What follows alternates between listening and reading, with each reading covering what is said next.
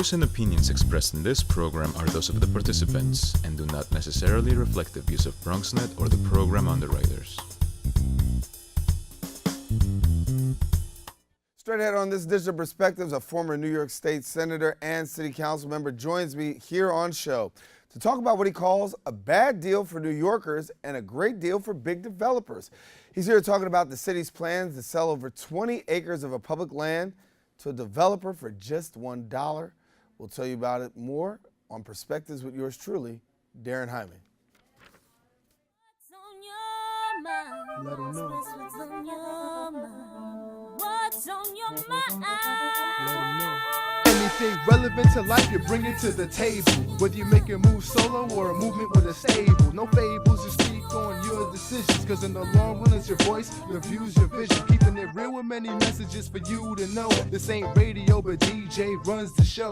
Entertainment, he rocks it. Politics, he locks it. The host with the most would handle any topic. Don't forget to share your perspective, which shines a light. Cause it might make a difference in someone else's life. Make a difference. What's your perspective? Express what's in your heart and your mind. Share your perspective.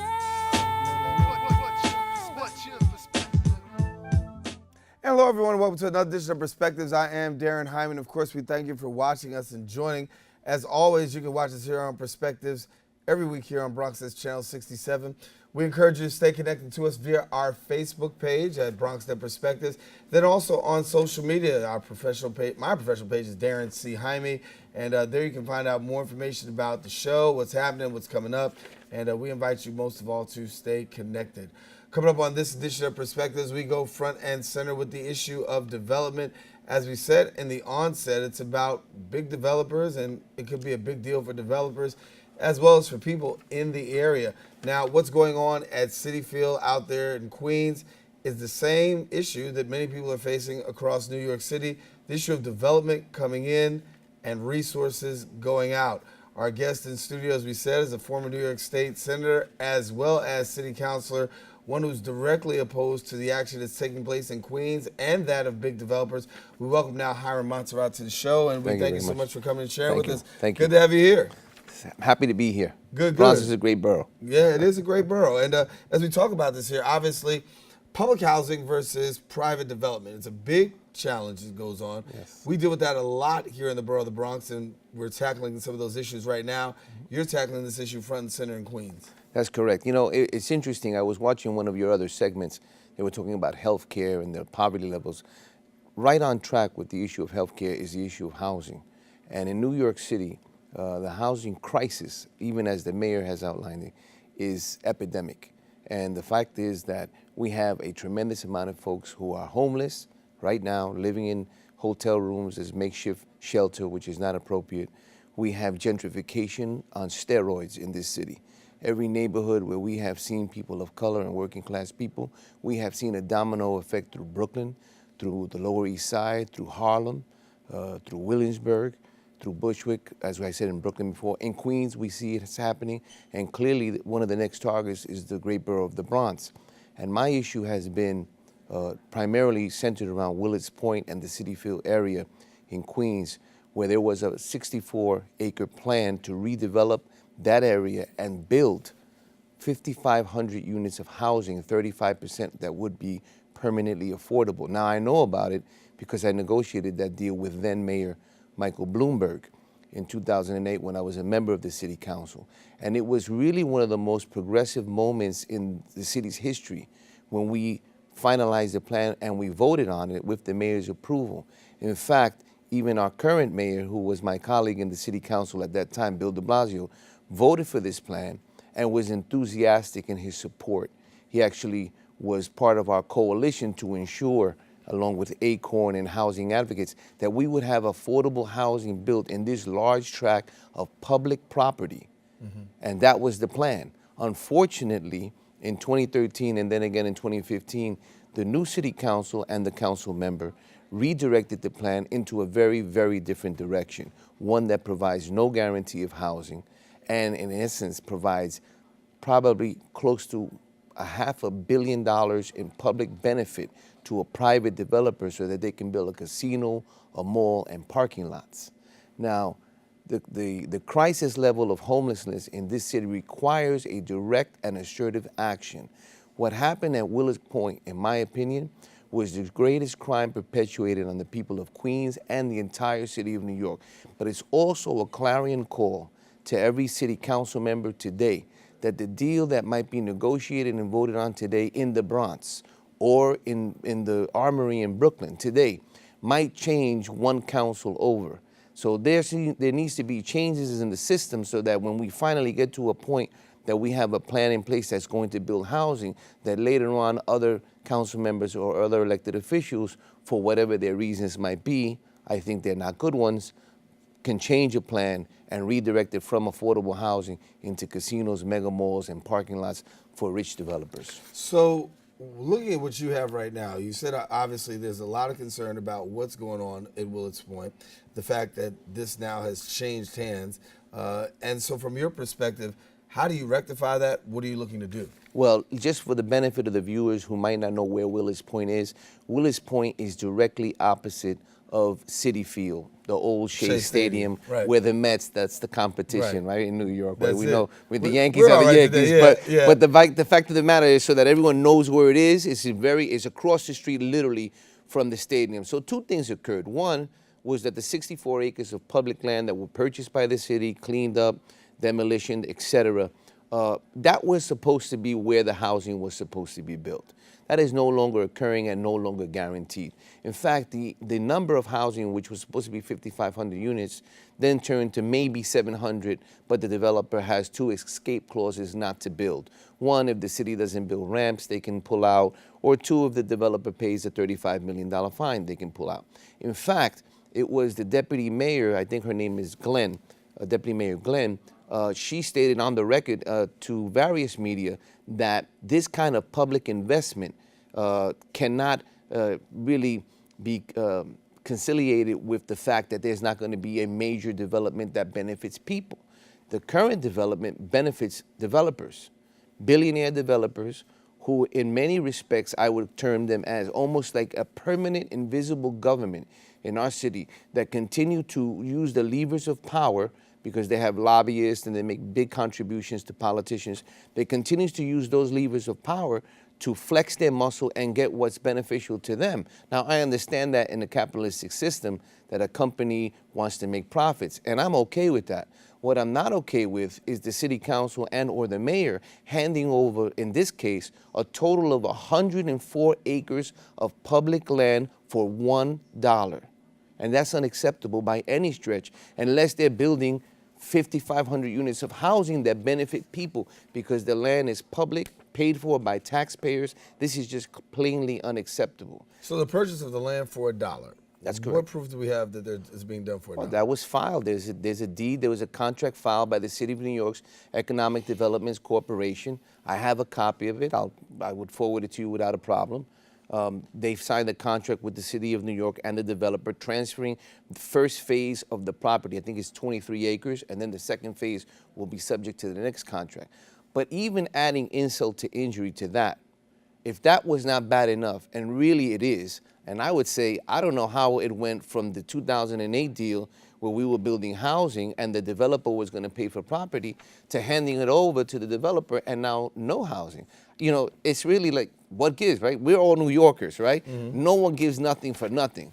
Something gives, and it could be nefarious, it could be less than ethical. I don't know the answer to that, but I would definitely call the question. This and what occurred at Willis Point deserves further investigation.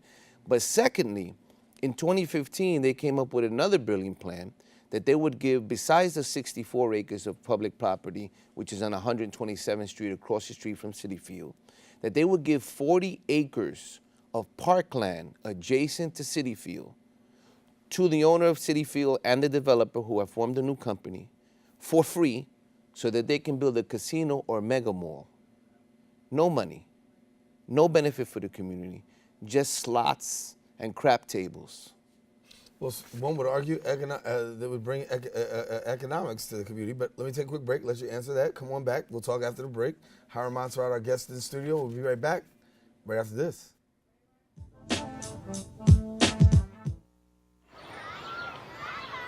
Did you know kids who play outdoors have healthier lungs? Totally. I did. Did you know that boys that play with dolls make better husbands? My son has lots of dolls. But did you know terry cloth diapers breathe better? I did. It's totally true. Oh, yeah. Did you know that strollers have the right of way on a sidewalk? Yes. Yep, I did. Did you guys Did you know that kids who eat breakfast have higher GPAs? Yeah, I know. Yeah. That's actually what I was going to say. Did you know babies should never touch silver? It's really bad for them. I knew that. Did you guys know that statistically friendly kids have more friends? Yeah. That's obvious. Did you know most people think they're using the right car seat for their kid, but they're not?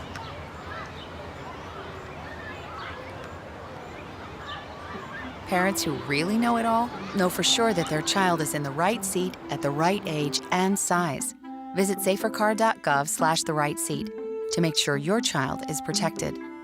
I'm putting that on my blog. I just put it in mine. There's one thing you can never have sex without. It's not something you buy. Or something you take. In fact, there's only one way to get it. It has to be given to you, freely. It's consent. Because sex without it isn't sex. It's rape. Consent. If you don't get it, you don't get it. It's on us to stop sexual assault. Learn how and take the pledge at itsonus.org. Your daughter just had her first breakup. Do you A, put yourself in her shoes? B, console her? Don't worry, sweetie. This is gonna happen a lot. Or C, find her a new boyfriend? Nice, single boys. That was weird. As a parent, there are no perfect answers. But you don't have to be perfect to be a perfect parent. Thousands of teens in foster care will love you just the same. And we're back here on Perspectives. Our guest in studio, Hiram Montserrat, as he continues to talk a little bit about the challenges that are affecting Willis Point over there by the Willis Point area. It's really about public housing, private development, which one is taking place across the city. Some people argue that there's more private development taking place across New York City than public housing, and public housing is needed. And that debate is something that's going on in Queens, but it's also something that's happening in the borough and citywide. And so this isn't just a Queens issue. This is really a city issue with questions about gentrification, where people are actually fitting in the whole 9 yards. And so glad to have you here with us as you share a little bit about this. And as we said before, it's literally what's going on in Queens is literally going on citywide. Absolutely, absolutely. That's what's occurring now, the crisis of housing. Really, I mean, when you look at all the neighborhoods that we grew up in New York, I grew up in Queens, right? Jamaica, Queens, Corona. And the fact of the matter is, in our own neighborhoods, we can't afford to live there anymore. Folks definitely can't afford the rents. The rents have skyrocketed. Property values have skyrocketed. That has ancillary effects also with the property tax and how property tax is assessed. Senior citizens now who basically have the challenge of paying property taxes on properties that are so elevated from what they were 30, 20 years ago. But here we're talking about the issue of Willis Point, right, where the city has an opportunity, according to the 2008 plan that I negotiated with Mayor Bloomberg, to build 5,500 units of housing, 35% affordable. That's a real need. That means that approximately 2,000 families who are either moderate or low income would have an opportunity to stay in New York. It seems like almost there's a public policy now that the best solution to housing is for people to leave the city and to go either to Pennsylvania or to New Jersey or Georgia or North Carolina. And that's what we're seeing. And we're seeing that in part because developers have run amok and the elected officials have allowed it. There has been nothing done to abate this issue. How do we make the issue of housing affordable to more New Yorkers? Now, that's public policy that needs to be implemented and has to be followed up, which is difficult because of the tremendous power and influence that billionaire developers have over our system of government. We were talking before about the 40 acres of parkland, and I want to tell you how absolutely outrageous this plan was. The plan was to give 40 acres of parkland, which is adjacent to Citi Field, over to the same developer that's going to get the 64 acres eventually for $1 at Willis Point.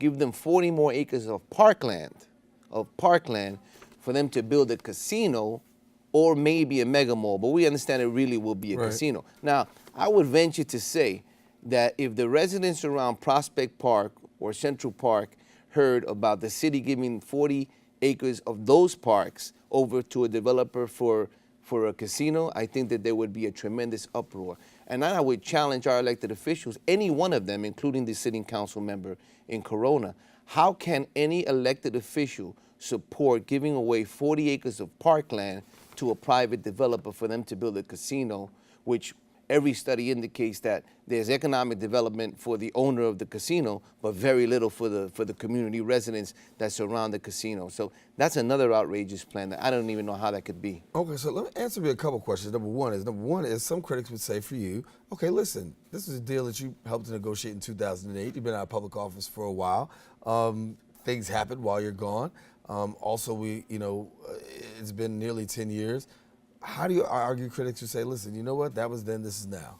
You know what, that would be an interesting argument to make, except for I actually know the facts. And when the facts are put on the table, no one can argue. Even the mayor himself and his deputy mayor have challenged this plan, have even said publicly that they would like to do something else, that the arrangement that was made was a change that Bloomberg made right before he left office, because the local council member, Julissa Ferreras, that's who it is, negotiated a new deal. Now, I don't know how that negotiation happened or why it happened, but the fact remains, nowhere in the city of New York do we give away 104 acres of property in total for $1 to a private developer so that they can enrich themselves and the city gets nothing, zero. That's just unacceptable. And anyone who looks at this, anyone who knows basic math would say, how can we give all this to a developer and what does the city get? Mm-hmm. You know, what is our representative, what are they doing? What is the mayor and the city council thinking about approving a plan that continuously enriches the richest segment of New York City? You know, it's interesting. We had a Democratic primary for president. Unfortunately, I'm a Democrat, and I would have loved for one of the Democrats to be president today, as opposed to what we have occupying the White House today. But in the Democratic primary, Bernie Sanders continued to bring an issue to light that was important. We cannot continue as a nation, and much less as the city of New York, to have public policy that enriches the top 1%. The billionaires that are running government and running this country, we're handing them over public property. We're giving them at Willis Point $100 million so they can clean up the site. I mean, where does it end? And then I would say to everyone who can hear my voice right now, if you think that that's good for the public and for our community, then, you know, status quo.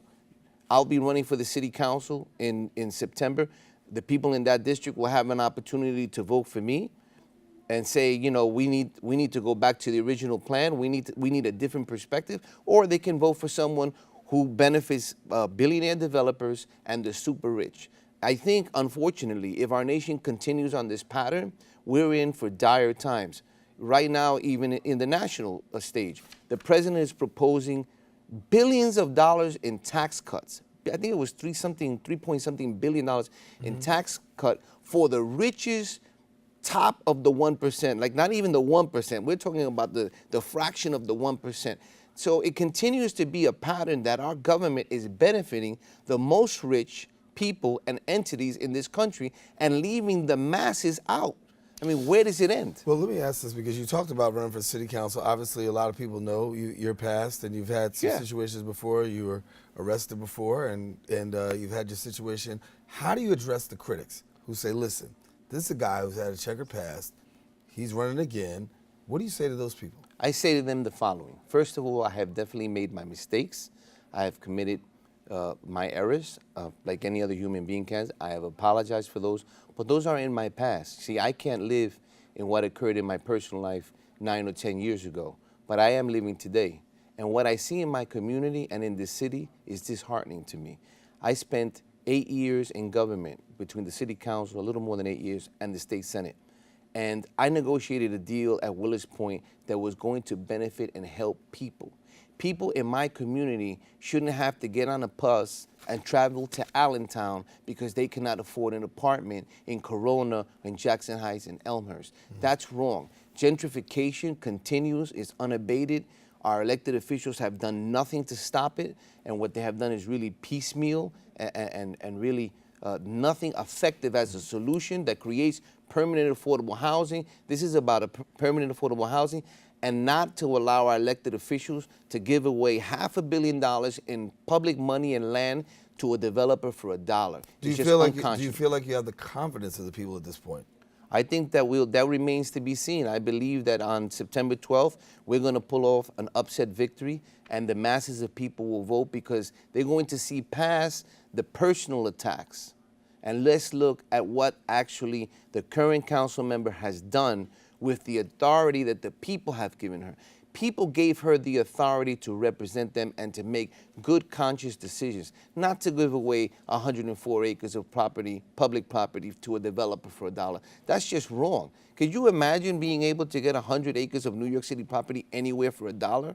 None of the people in my community get a house for free. None of them get a free co-op in Jackson Heights. None of them get a free condo. You can't even get a free room anywhere. There is no free. How can the developer get all this for free? What really happens? At the same time, and I'm going to call it for what it is, these same developers and their associates are lining the campaign coffers of our present council member there and others. And that's really at the root of the issue here. So if we want to talk about bad decisions and bad governing, well, let's talk about how it is that these developers are able to donate so much into the campaign contributions of our city council people, who are then turning around and making decisions that are against the interests of the very communities that they are representing. So you're saying this is being done right now in your district? Absolutely.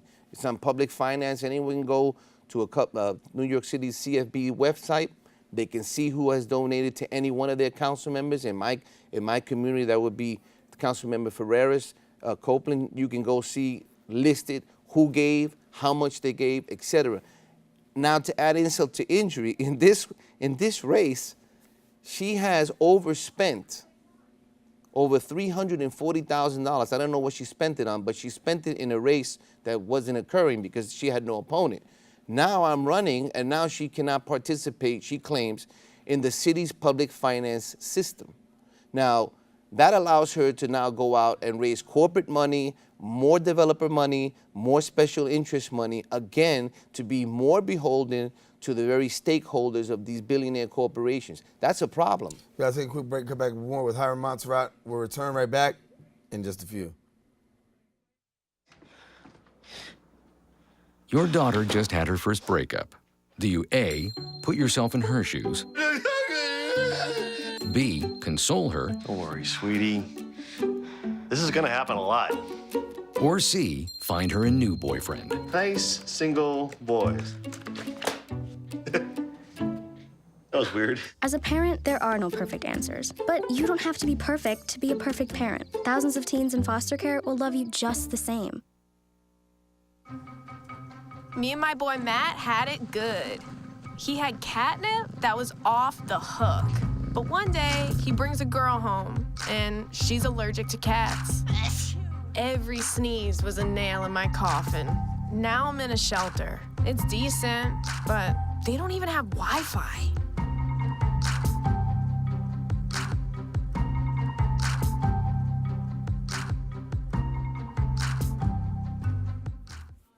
Well, the issue of public housing and private development is big across New York City. We talk about a lot of the issues in the Bronx, but there's an issue going on in Queens. It kind of like mirrors what's happening in our borough in some ways. And Hiram Montserrat has been here sharing a little bit with us. He is running for the city council in the next upcoming election and is hopeful that his voice will be heard in obviously redoing some of the things that have been done, even talking about the deal that was done in 2008. And you got a message for your opponent? Well, I'm looking forward to the opportunity to publicly discuss this issue. I think the more light that is brought to this issue, the more opportunity we have to debate this and to bring it back to the city council, because it really needs to go back to the city council, back to the drawing board, let the mayor and his folks from the Economic Development Corporation sit at the table and hash out something that works to the benefit of the constituents of this city and not billionaire developers. I would challenge Councilmember Jalissa Ferreras Copeland to a public debate on this issue. It would be great if we could come on your show. You could bring her, myself, and we can have a frank discussion on Willis Point, and for that matter, any other issue that she would like to discuss. But I think that the issue of Willis Point requires attention and an answer. We haven't really gotten a straight answer for why she supported the giving away of 64 acres of public land and then 40 acres of public parkland to the same developer, in essence, for $1. It's unacceptable. It's bad policy. It's bad governing. I don't know where it belongs in the city of New York that's supposed to be progressive. I understand that she's a member of the Progressive Caucus. I don't know what's progressive about giving and enriching $500 million of land and public monies to a private developer. It's wrong, and I think that the community deserves a debate. On a broader scale, the mayor really has to come to the table also. What can he do in his position as mayor of the city of New York to rectify a bad thing that occurred at Willis Point? You know, I know Bill de Blasio. Bill de Blasio is a decent, good human being. And I know that in his heart, he doesn't support what's happening. I don't know what has occurred that has allowed him to be in this place, kind of like going along with this. But he has the power to change it. They can do a land use call-up in the city council. They can renegotiate this matter. The issue of the parkland is currently waiting for a decision by the New York State Court of Appeals. I was at that hearing. The lower court, the appellate court, decided that the city could not give away that parkland without it first going through a process called alienation, which would require the support of the New York State Assembly and the Senate. They didn't do that. They tried to do a quick move here to try to avoid that and to avoid more public scrutiny. Originally, the mayor did not support it, and then somehow he did support it. I would ask the mayor the question on why he decided that that was the best course of action. However, we have a court system in the state of New York, and the Court of Appeal judges, at least from what they were saying, made it clear through their questioning that we're not necessarily supportive of giving parkland away for free to a developer. So I'm hopeful that the court will make the right decision and we will win on that front. And I'm also hopeful that on January 1st, there will be a new councilman in the 21st Council District, myself, Hiram Montserrat, and I will go back to the drawing board and make sure that we build those 5,500 units of desperately needed housing in Queens. It's the right thing to do for people, and I look forward to representing people and not billionaire developers. Hiram Montserrat, our guest in the studio, of course. We invite you back. Thank you for coming and sharing with us a little bit about this issue. Of course, it's a Queens issue, but it affects across New York City. We're glad to have him here sharing about the issue of public housing and private development and making your voice heard. Of course, we'll invite you back. And as also, as he said, we will definitely invite his counterpart, the incumbent, into our studio in the era of being fair objectively as journalists. We always do that so we can have equal platform, and so the set is wide open. And if there's a reason for debate and a potential for debate, we can gladly have it here on the Set of Perspectives. For all of us here watching on the Set of Perspectives, I'm Darren Hyman. Thank you for watching. Until next time we meet, stay safe, share your perspective with somebody else. It just might make a difference in somebody else's life.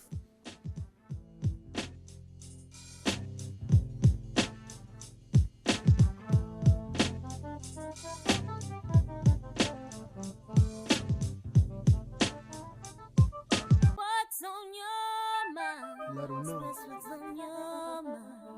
What's on your mind? Let them know.